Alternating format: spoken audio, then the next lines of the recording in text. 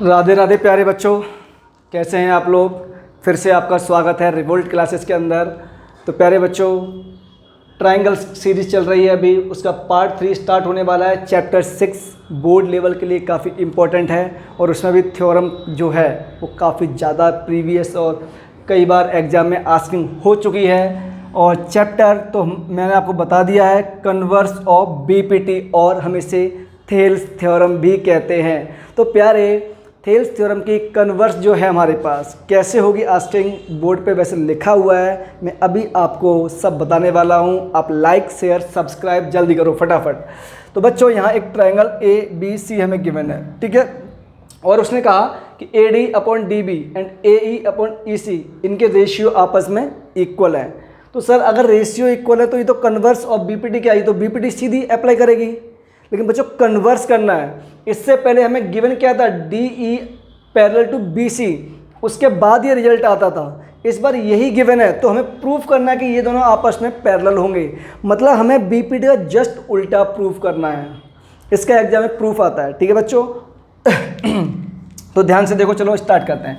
हमें क्या गिवन है बच्चों, हमें एक चीज़ गिवन है, A D upon D B equal to A E upon E C, ठीक है। इसे मैंने इक्वेशन नंबर 1 बोल दिया। अब बच्चों कुछ मुझे कंस्ट्रक्शन करना है। मुझे क्या कंस्ट्रक्शन करना है, मुझे नहीं पता ना अभी कि ये लाइन पैरेलल है या नहीं है, लेकिन मैं एक काम कर सकता हूँ, कंस्ट्रक्शन करता हूँ बच्चों। मैंने एक लाइन ड्रॉ की जो पॉइंट डी से पास होगी, पॉइंट डी से पास होगी एंड यहाँ से ये पॉइंट सपोज दैट इसको एफ पे मिल जाएगी, ठीक है।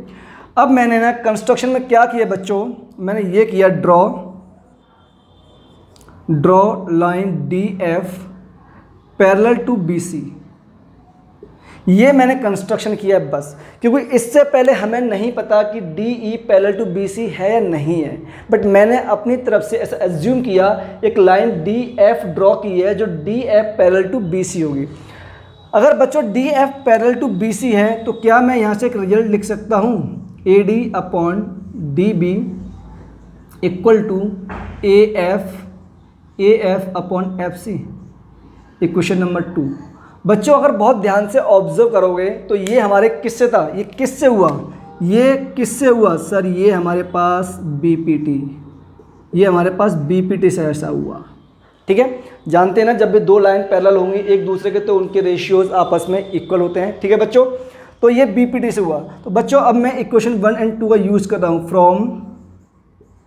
From equation 1 and equation 2। इन दोनों इक्वेशन का जब आप लोग यूज़ करेंगे तो ध्यान से ऑब्जर्व करो, A D upon D B इसके इक्वल है, A D upon D B इसके इक्वल है। मीन्स इस बंदे के पास भी 100 रुपीज़ है, इस बंदे के पास भी 100 रुपीज़ हैं, इस बंदे के पास भी 100 रुपीज़ हैं, और दोनों के पास 100 रुपीज़ जब होते हैं तो अकॉर्डिंग टू रियल लाइफ हम लोग क्या बोलते हैं कि हाँ तू मेरे लेवल का है, लेकिन किस में, पैसों में बस।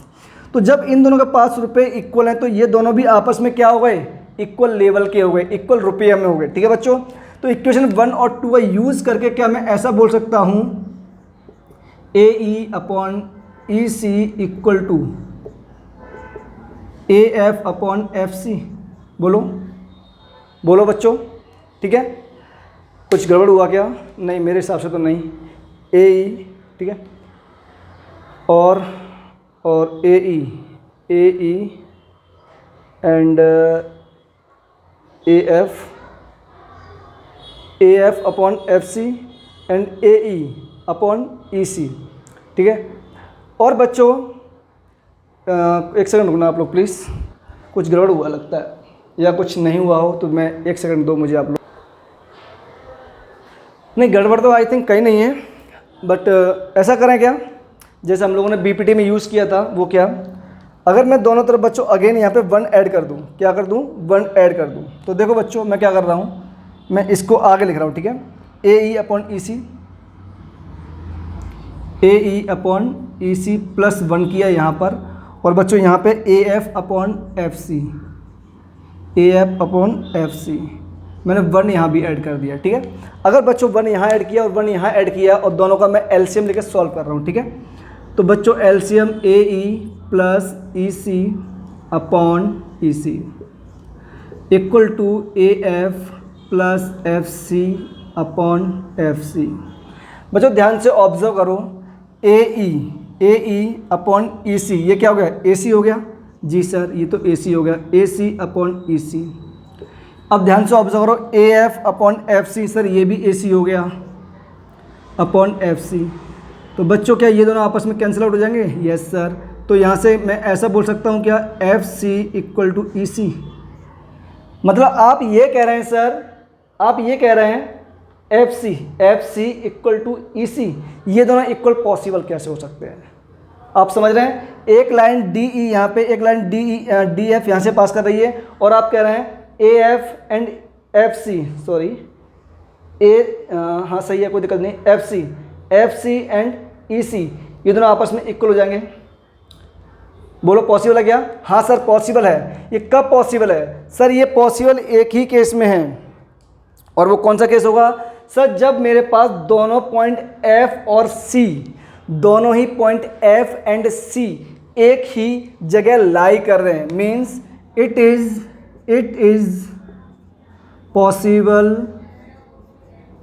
Possible only